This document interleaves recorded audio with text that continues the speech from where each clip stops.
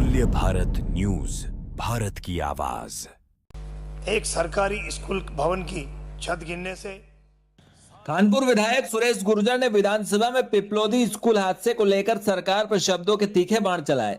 उन्होंने इस त्रासदी को व्यवस्था का कत्ल बताते हुए कहा कि यह सिर्फ एक दुर्घटना नहीं बल्कि शिक्षा विभाग और सरकार की घोर लापरवाही का नंगा नाच है, जिसकी कीमत 7 मासूमों को अपनी जान देकर चुकानी पड़ी।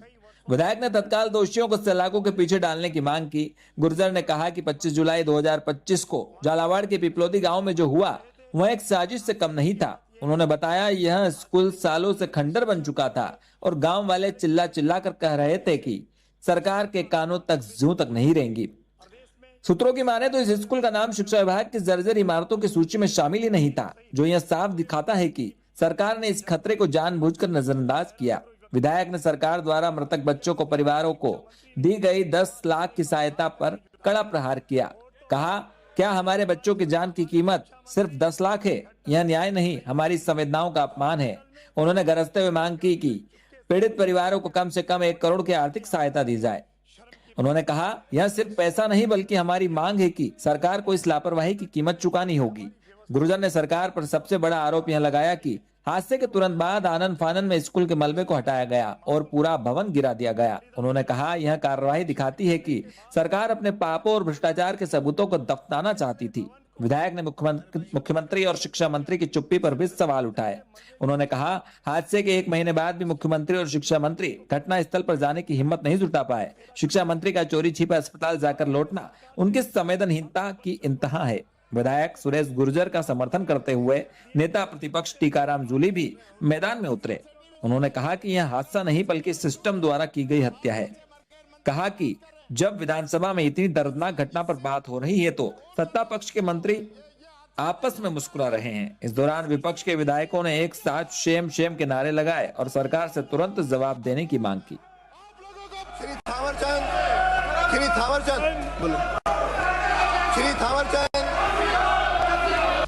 एक सरकारी स्कूल भवन की छत गिरने से 7 बच्चों की दुखद मृत्यु हो गई और 21 बच्चे घायल हो गए। ये घटना इस घटना ने पूरे प्रदेश को झकझोर के रख दिया है। ये हादसा शिक्षा विभाग की लापरवाही का परिणाम है, क्योंकि स्कूल की इमारत कई वर्षों से जर्जर थी। गांव वाले लंबे समय से स्कूल भवन की मरम्मत की वहां के स्थानीय प्रशासन से मांग कर रहे थे। और आश्चर्य की बात यह है कि शिक्षा विभाग के विद्यालय की सूची में इस स्कूल का नाम सम्मिलित नहीं है। प्रदेश में 7 बच्चों ने अपनी जान गंवा दी। झालावाड़ जिले सहित पूरे प्रदेश की जनता ने व्यवस्था के प्रति गहरा आक्रोश व्यक्त किया है। प्रदेश के मुख्यमंत्री और शिक्षा मंत्री ने वहां जाने का साहस तक नहीं जुटा पाए। और तो और यहाँ हमारे शिक्षा मंत्री घटना स्थल पे तो नहीं पहुंचे और हॉस्पिटल में एक प्राइवेट गाड़ी में चुपके से मध्य प्रदेश के रास्ते से पहुंचे। ये हमारे लिए शर्म की बात है। स्कूल की छत गिरना एक दुर्घटना नहीं बल्कि हमारी व्यवस्था की पोल खोलने वाली सच्चाई है, जो हमारी आंखें खोल देती है। इसके लिए हमें मासूम बच्चों को बलिदान देना पड़ा। छत गिरने के बाद वहां के प्रशासन ने विद्यालय भवन को क्षतिग्रस्त कर दिया गया। इससे भ्रष्टाचार के मलबे की चादर डल जाए, इसके लिए कृत्य जनमानस को कई शंकाएं पैदा करता है। इस हादसे में सरकार ने मृतक बच्चों को मात्र 10 लाख रुपए दिए। सरकार से मेरी मांग है कि सेंसिटिव इशू है, इतना सेंसिटिव इशू है। 7 बच्चे मर गए, मंत्री जी बात कर रहे हैं। इससे और ज्यादा क्या होगा? ये हादसा नहीं, हत्या है। ये सिस्टम की हुई हत्या है। ये बच्चों की जान लेने वाला आप हो। आप लोगों को श्री थावरचंद